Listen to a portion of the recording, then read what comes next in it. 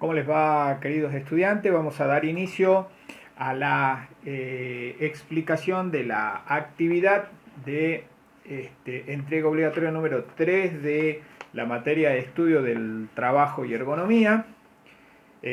Constaba, como ya les dije, de 3 bloques.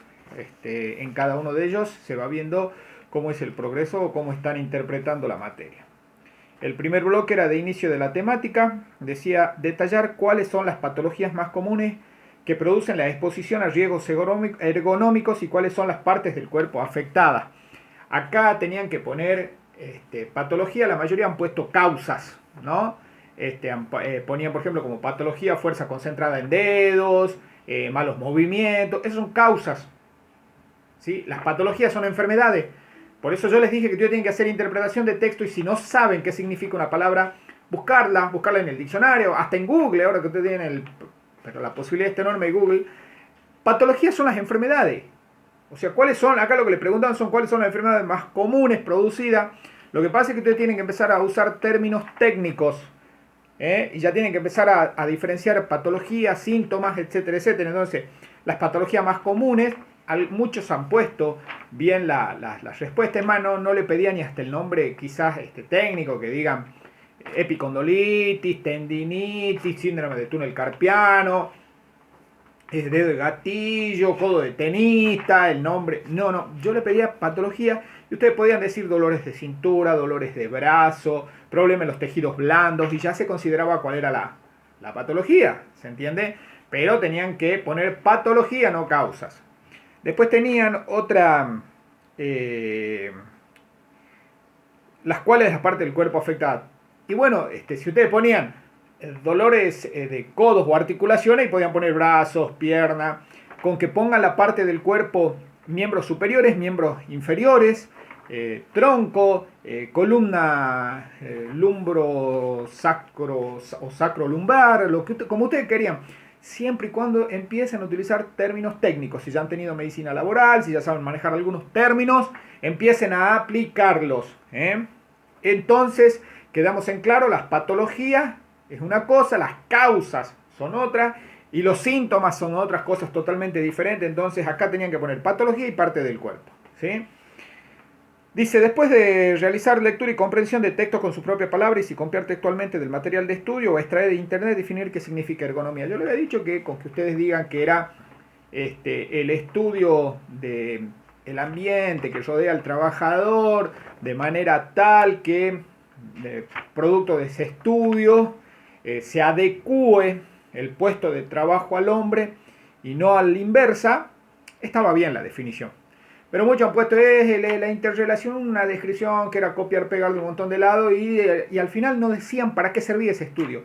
El estudio de la interrelación, de bla, bla, bla, pero no decían que era para adecuar el puesto de trabajo. Algunos decían para darle mayor confort. Muchas veces no se le da confort, se lo adecúa al puesto de trabajo. También el término confort tiene que ver, pero bueno, de última yo digo así, interpreta lo que quieren decir. Mayor confort quiere decir que lo adecuan. Porque ojo que le pueden dar mayor confort, pero no le están adecuando el puesto de trabajo al hombre. Y ya lo vamos a ver con el progreso de otras preguntas, ¿sí?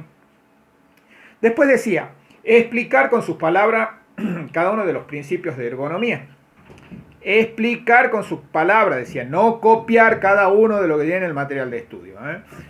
Bueno, acá, por ejemplo, dice, los dispositivos técnicos deben adaptarse al hombre. ¿Qué han hecho mucho? Decían, los dispositivos técnicos deben adaptarse al hombre. Esto significa, decían, que los dispositivos que tiene la máquina tienen que ser adaptables al hombre. Lo mismo. Lo que se pide es explicar qué significa. Entonces dice, que los dispositivos técnicos deben adaptarse al hombre, una explicación es que si nosotros poseemos determinados artículos con el que el hombre se relaciona durante su etapa de trabajo, los mismos deben ser fácilmente manipulables, portables, regulables o lo que sea. Es lo que yo le expliqué en un chat, que tenían que ustedes utilizar los términos técnicos, digamos, o para definir alguna cosa y leyendo bien y decir, a ver, ¿qué es lo que me están pidiendo? Le estoy pidiendo explicar.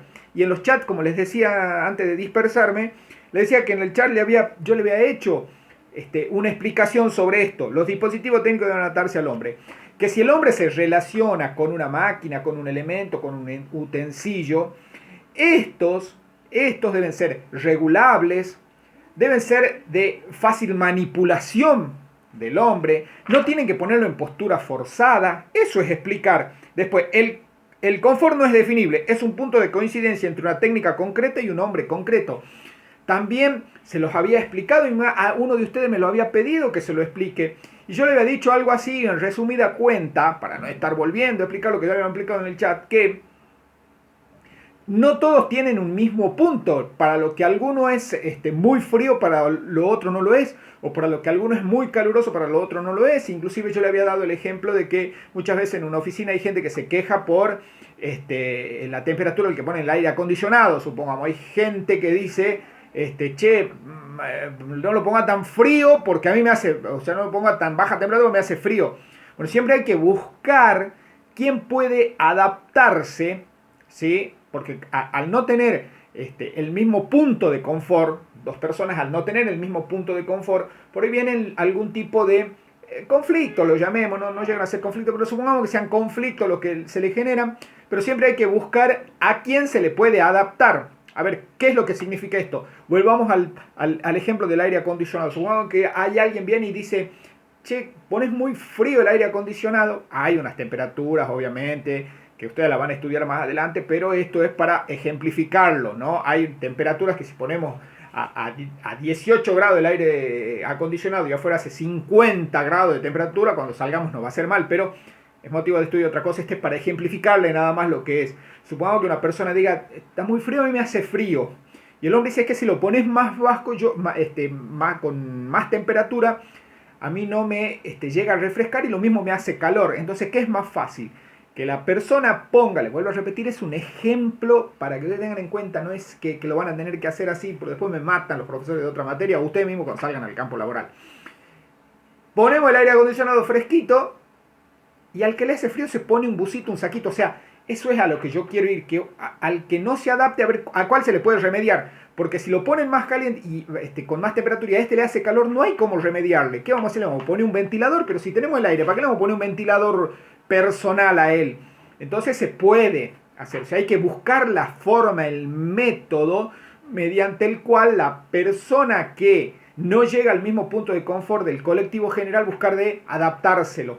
Espero que quede claro, ¿sí? Después, esto de que el confort en el trabajo no es un lujo, es una necesidad. Creo que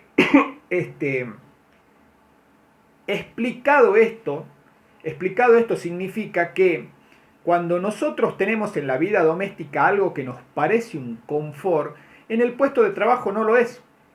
Supongamos que, volviendo al caso del aire acondicionado, yo les dije siempre que trato de hacer siempre con el mismo ejemplo. Tenemos en nuestra casa, decimos, mira, no tiene para pagar la luz, se compra un aire acondicionado. Y por ahí en la casa hay formas de remediar el tema del calor, ¿sí? Quizás alivianarse de ropa, quizás darse 2 o 3 veces una ducha con agua fría o tibia para que me baje la temperatura corporal y no voy a necesitar de un aire acondicionado, cosa que no puedo hacer en el puesto de trabajo. Por otra parte, nosotros en nuestra casa supuestamente tendríamos que utilizarla para las 8 horas de reposo que nos mandan, entonces no tenemos que estar en actividad, podemos buscarla. Y en el puesto de trabajo no van a considerar que el aire acondicionado es un lujo, porque el trabajador necesita, mientras hace ese desgaste de energía de la forma que sea, ya sea física, mental, dinámica, estática, como sea, necesita tener un confort. Entonces ahí es donde se plantea de que el confort en el trabajo no es un lujo. Puede ser un lujo en mi casa, pero no en el puesto de trabajo. A eso se define. Los grupos de población hay que tenerlo en cuenta en sus extremos. Ya le dije, nosotros para saber que estamos haciendo un buen desarrollo ergonómico de todos los puestos de trabajo hay que considerarlo a todo. El más alto con el más bajo, el de más volumen corporal con el menos volumen corporal, el de, el que tiene más frío con el que tiene menos frío, todo en sus extremos, ¿sí? Las temperaturas que hacen en el verano, las temperaturas que hacen en el invierno, todo eso son los grupos de poblaciones en extremos, ¿sí? Unas buenas condiciones de trabajo favorecen un buen funcionamiento. Una explicación que cae de maduro. Si yo tengo un puesto de trabajo en el que estoy cómodo, en el que se adaptó a mí, en el que me causa la menor o las mínimas molestias que me puede causar un puesto de trabajo, indudablemente que mi rendimiento como empleado y como trabajador va a ser diferente. Las condiciones de trabajo con sus contenidos y las repercusiones tienen en la salud sobre la vida particular y social de la persona.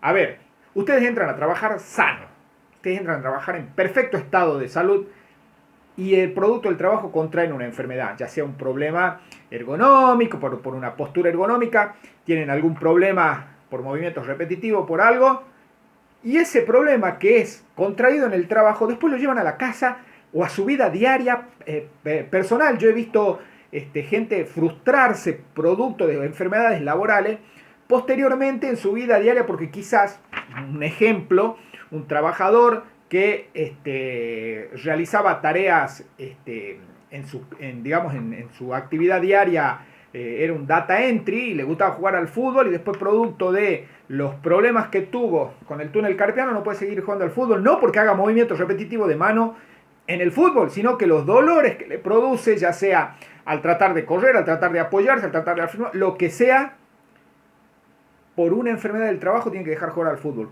Le vuelvo a repetir un ejemplo para que ustedes se den una cuenta de una cosa. Así es como repercute una enfermedad del trabajo en la actividad diaria. Ni qué decir con las otras, cuando una persona queda sorda, supongamos, tiene hipoacusia profesional.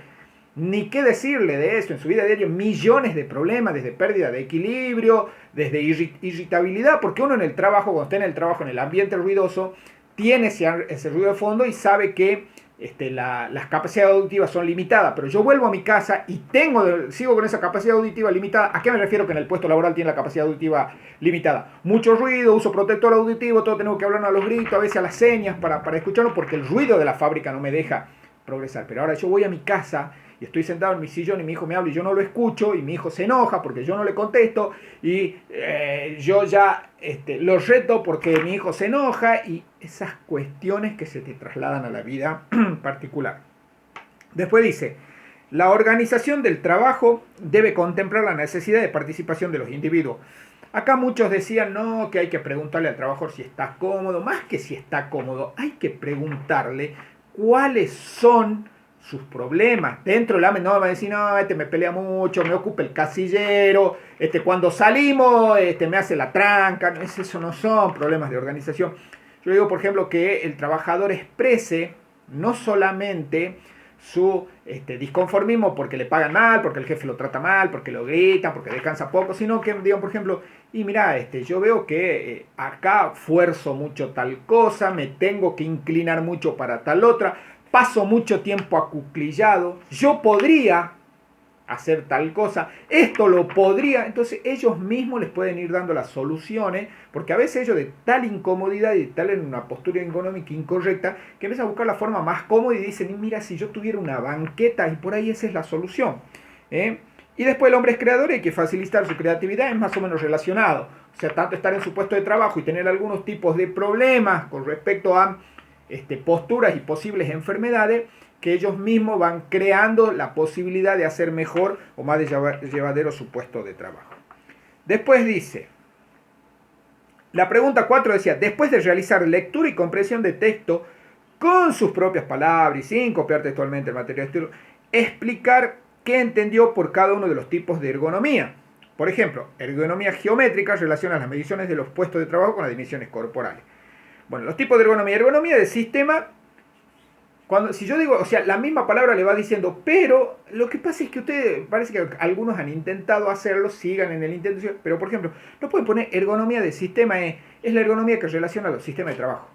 No dicen nada, ¿sí? En cambio, si yo digo que es una interacción, la ergonomía del sistema estudia la interacción entre los seres humanos, los elementos que maneja, con otros, no solamente es con la máquina y las herramientas, sino con otros puestos de trabajo, con las herramientas y la máquina de otros puestos de trabajo, con los métodos de trabajo de los otros puestos. O sea, eso es la relación y la interacción de ese puesto de trabajo o esa persona que estamos analizando con todo. O sea, analiza un todo.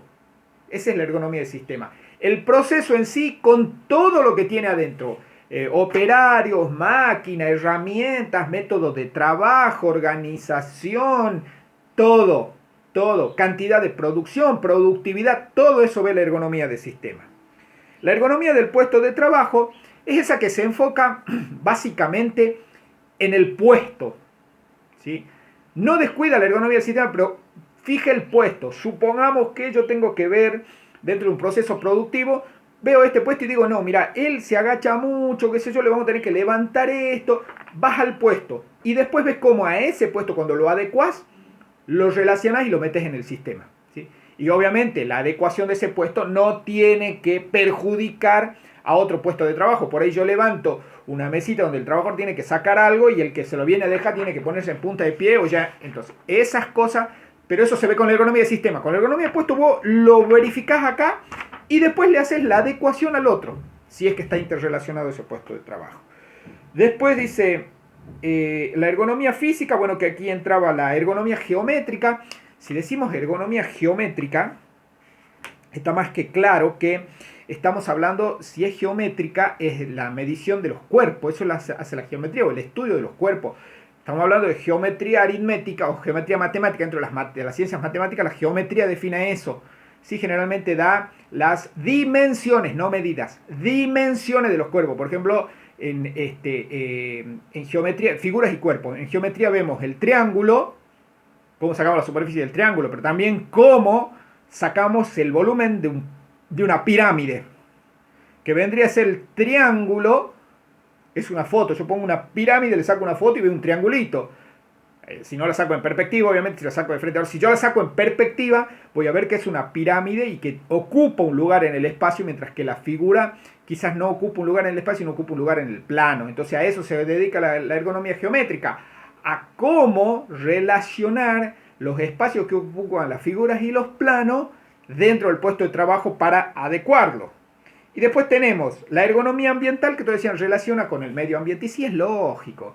Lo que hay que explicar que la ergonomía ambiental no se centra ni en el puesto de trabajo ni en el sistema de trabajo, sino los componentes que rodean a ese puesto de trabajo. Porque acuérdense que la ergonomía del sistema era el puesto de trabajo, el hombre, la máquina, la herramienta. Bueno, la ergonomía ambiental es lo que rodea al puesto de trabajo o al sistema productivo, lo que está a la vuelta, no que esté involucrada en el proceso. Por ejemplo, el ruido no está involucrado en el proceso. La iluminación no forma parte del un puesto de trabajo, de la mesa, la silla, todo. La iluminación, bueno, eso es ergonomía ambiental. El ruido, la polución, evaporaciones, todo ese tipo de cosas es la ergonomía ambiental.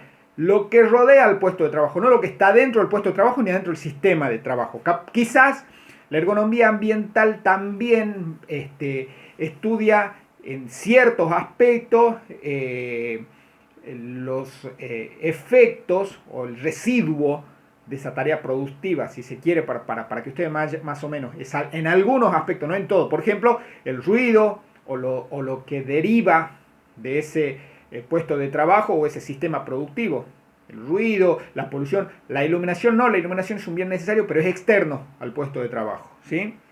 Después dice la ergonomía temporal. Muchos han puesto, miden los tiempos. Sí, no es solamente los tiempos de que trabaja, sino también la ergonomía temporal ve los descansos, ve los ritmos de trabajo. Todo eso tiene que ver con la ergonomía temporal, que tiene más que ver con el estudio de los tiempos y la medición del trabajo, ¿sí? Esa es la ergonomía temporal, porque fíjense en que cuando yo voy a hacer un estudio ergonómico, sí o sí tengo que verificar todos estos tipos de ergonomía, ¿sí? Si yo voy a adecuar un puesto de trabajo, nada más, una secretaria, una cajera en el súper. Yo no voy a ver el repositor, no voy a ver el depósito. No. ¿Por qué? Porque la cajera, digamos, se puede analizar fuera del contexto del proceso del supermercado. Porque el cliente toma la mercadería independientemente si el repositor puso o no puso mercadería en la góndola.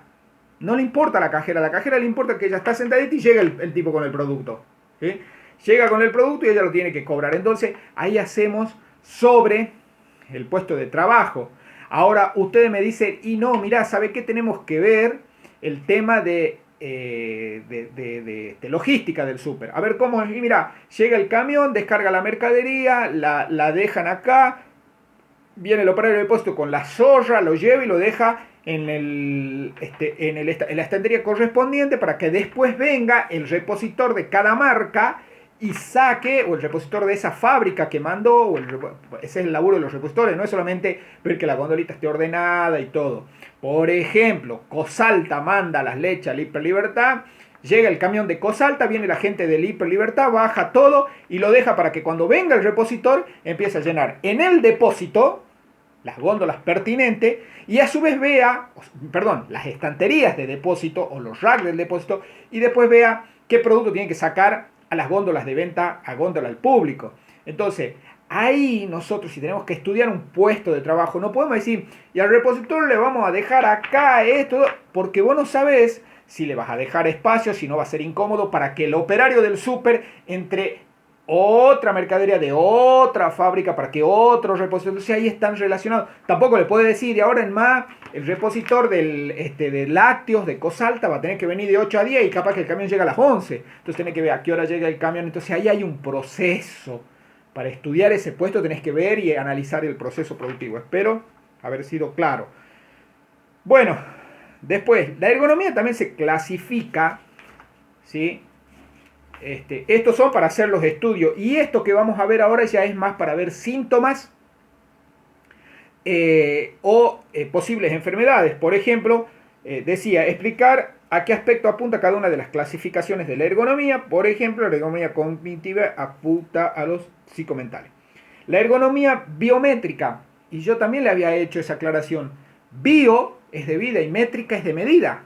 Yo se la había hecho con antropometría, cuerpo, metría, medidas del cuerpo. La biométrica es lo mismo. La ergonomía biométrica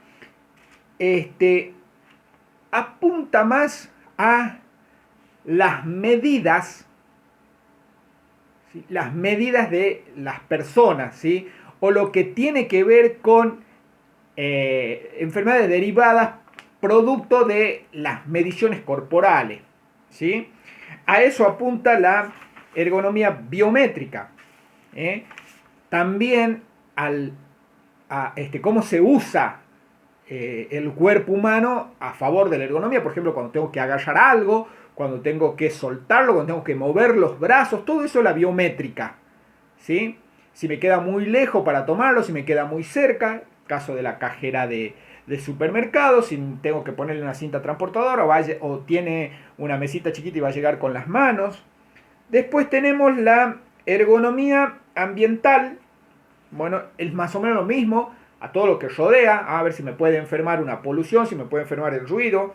La ergonomía cognitiva, hemos dicho los aspectos psicomentales, eso es más que nada, no tiene nada que ver con lo que han dicho algunos, que era si se peleaba con la mujer en la casa. No, acá vamos a ver las presiones productos de su encadenamiento laboral, como así también supongamos que hay una empleada administrativa que recibe 200 mails y por una cuestión de que tiene que sí o sí, por ejemplo, la empleada de Cosalta que recibe 200 pedidos y en todo le ponen el camión tiene que estar antes de las 10, el camión tiene que estar antes de las 8, y ella tiene que ir manejando y hacerle un circuito y decirle, bueno, no olvidarse que tiene que mandarle ese mail a logística porque sabe que antes de las 10 tiene que salir, porque sabe que antes de las 8 tiene que salir, esos factores que le ponen presión y tienen que estar muy atentos. Todo eso estudia la ergonomía para ver de cómo hacer para que su puesto de trabajo sea lo mejor posible. También tenemos la ergonomía preventiva. Acá, la ergonomía preventiva, su palabra lo dice.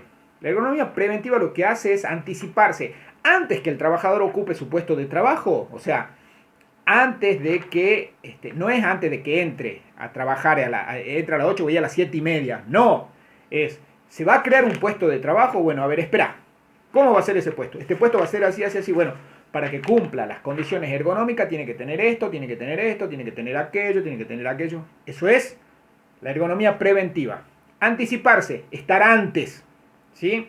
La ergonomía de concepción ya es cuando nos tenemos que crear el puesto de trabajo, ¿sí? Cuando dice, tenemos que hacer esto, ¿cómo lo hacemos? Tiene que haber un trabajador administrativo. ¿Cómo decís vos en este espacio que tengo yo acá? ¿Cómo hacerlo? Entonces ahí vos empezás y bueno, acá tenemos que poner la silla así, el escritorio así, la silla tiene que ser de esta manera, bla, bla, bla. Esa es de concepción, cuando uno crea el puesto de trabajo, ¿sí? Y la ergonomía correctiva es cuando el trabajador ya está trabajando en un puesto de trabajo y está en mala postura y tenemos que cambiar cosas, entonces corregimos el puesto o el sistema de trabajo. Después teníamos las actividades de desarrollo o profundización, que decía relacionar un síntoma, de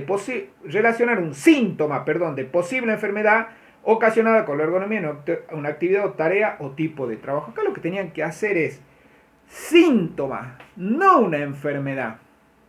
Cuando yo le digo, ¿cuáles son sus síntomas? Pues estoy resfriado. ¿Y cuáles son los síntomas del COVID, que está tan de moda ahora?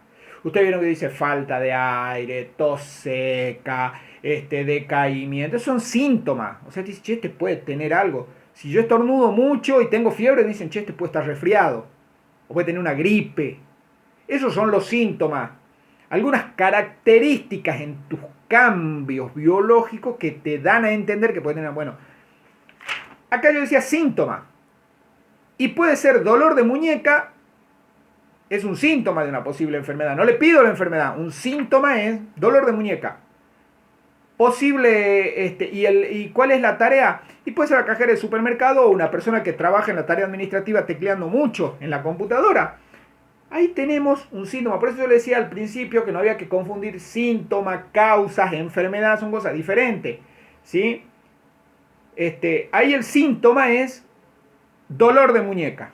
¿Cuál es la posible tarea? Un trabajador administrativo. Después decía, ejemplifique brevemente cómo aplicaría la ergonomía laboral en el puesto de trabajo. Han vuelto a hacer lo que yo les dije antes. Decían, y acá un trabajador levanta mucho peso, yo le daría una cinta transportadora. No estoy pidiendo el resultado, la corrección. ¿Cómo aplicaría, dice, la ergonomía?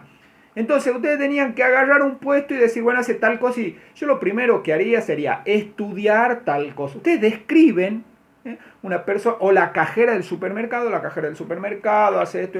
Bueno, yo lo primero que haría es estudiar de a qué hora entra, a qué hora sale, cuánto descanso, cuántos clientes tiene por hora, cómo está ubicado el teclado, tiene una silla para sentarse, tiene una cinta transportadora que le acerca la mercadería. Eso era cómo aplicaría. No, en base a todo lo que vio, reunir todo en antropometría y todo, y decir, se aplica así. Era eso nada más, no darme una respuesta, que más de uno ha hecho una solución que es cualquier desastre, porque obviamente todavía no han visto sistemas de ergonomía o cómo hacer un nivel de actividad manual, levantamiento de cargas, que no lo pueden aplicar, pero era cómo aplicar. A ver, acá le aplico ergonomía ambiental, acá le aplico ergonomía preventiva, acá aplicaría ergonomía correctiva. Era eso, todo lo que vieron, agruparlo y tirarlo acá. Creo que nadie lo hizo, ¿no? La verdad que no me acuerdo que algunos lo han hecho más o menos algo así. Y hay un par que algo han hecho. Después dice, expresar un ejemplo concreto sobre el principio de ergonomía. El confort en el trabajo no es un lujo, es una necesidad. Se lo hice con el aire acondicionado. No hay más que hablar. Ejemplificar cómo se aplicaría la ergonomía ambiental. Acá vuelta de nuevo, han hecho la solución. Hay mucha polución y le pondría un extractor. Sí, pero antes hay que estudiar. Si fuera tan fácil, yo le diría, dame un ejemplo de cómo solucionaría el problema de polución, que no están en condiciones de hacerlo. Entonces, era cómo aplicar la ergonomía ambiental. Hay algunos que sí lo han hecho. O sea, ¿qué han dicho algunos? Yo lo que haría en primer lugar es ver daban un ejemplo, decían, tengo mucha polución. Lo primero que haría es realizar la medición del material particulado, observar, ¿sí? Si los trabajadores están siempre ahí o van de vez en cuando, si están siempre ahí, cuántos hay y si se puede sacar alguno para dejar uno solo o dos o tres. Si no se puede sacar ninguno, lo dejamos. Ver si se le puede adecuar primero el lugar, o sea, ponerle un extractor, y si vuelvo a hacer la medición y me da mal de nuevo, o sea, hicieron algo. La mayoría ha ido por el lado de la iluminación. Anda mal la iluminación, le cambio la iluminación. Y no es eso. No es eso, hay millones de soluciones. Es más, yo le diría, no, está mal, porque ¿sabe qué? Usted tiene que ver primero si antes de aumentar la iluminación, hacer gasta plata a la empresa que le va a hacer reducir la productividad, usted puede cambiarlo y llevarlo a otro lugar donde hay más luz. Por ejemplo, es otra solución. Yo no estoy pidiendo soluciones, cómo aplicarla al estudio ergonómico ambiental, ¿sí? Después dice, la pregunta 5. Usted tiene que estudiar un puesto de trabajo en una oficina. Acá más o menos los hacía pensar que tiene PC, dentro del cual de la clasificación de ergonomía incluiría su estudio. Y sí, la puntual. Y algunos, en lugar de clases de ergonomía, ¿sí? Pusieron tipo de ergonomía, ¿sí? Pusieron los tipos de ergonomía. No, dice, yo le pondría ergonomía del puesto de trabajo. Y es un tipo de ergonomía. Las clases de ergonomía son biométrica, ambiental, cognitiva. Entonces, la mayoría sí ha puesto que aplicaría la ergonomía biométrica, la ambiental y algunos la cognitiva. Se la acepto, pues puede ser que la cognitiva por ahí no. La quinta pregunta era esa. Y las actividades de reflexión decían: ¿por qué cree que los principales síntomas de las patologías relacionadas con la ergonomía son dolor, restricción de movimiento en una articulación, hinchazón de los tejidos blandos y disminución del tacto y la destreza? Estos son los principales síntomas, miren lo que dice ahí, ¿no? Dolor, restricción de movimiento. Son los principales síntomas que se detectan en la ergonomía, porque son los que no se ven. Son los que tienen un efecto a largo plazo, que inmediatamente no se ven, y para colmo muchos de ellos, después de una exposición prolongada, cuando alguien se enferma y ya no siente dolor, o sea, el dolor que uno siente, por ejemplo, de realizar un movimiento extraño, es que el cuerpo me está diciendo estás haciendo algo mal, pero después de un tiempo el dolor disminuye porque nuestro mismo cuerpo ya dice, ya te avisé, se cansó de avisarnos. Y como que el dolor, no es que el dolor sigue siendo igual, lo que hace la resistencia en nuestro cuerpo es la que lo rechaza y ya un poco no lo sentimos y dice, no, ya se acostumbró. No es que se acostumbró, se enfermó. ¿Sí? Si antes podías estirar el brazo al mango, ahora ya no lo puedes hacer, lo hace hasta ahí nomás, porque ya lo hace y ya no, porque se te calcificó, entonces ya no puedes mover más. Entonces, esa es la verdadera... No es porque hay gente que pasa mucho tiempo agachada, no, es por eso. Porque son efectos o síntomas que no se aprecian inmediatamente el resultado. Tenés que estar mucho tiempo expuesto para que te produzca algún tipo de enfermedad que vos ya la consideres de gravedad. Mientras tanto te vas enfermando progresivamente y de a poco y no lo detectás a tiempo, a no ser que hagas un estudio ergonómico pleno. Para colmo, muchos trabajadores piensan, sigue ese viejo mito de que si vos decir que te duele, sos menos hombre, sos maricón, ese tipo de estupideces que todavía dando vuelta eso también y que no te dicen. O muchos trabajadores, por no cambiar su metodología de trabajo, no te dicen nada, vos no lo observás, no lo ves, no haces un estudio correcto, lo que sea, y el trabajador se termina enfermando. Pero por eso la observación del ergónomo y un buen estudio ergonómico es lo que salva a ese trabajador. Después dice, desde su criterio, ¿por qué cree que los riesgos ergonómicos son difíciles de prevenir?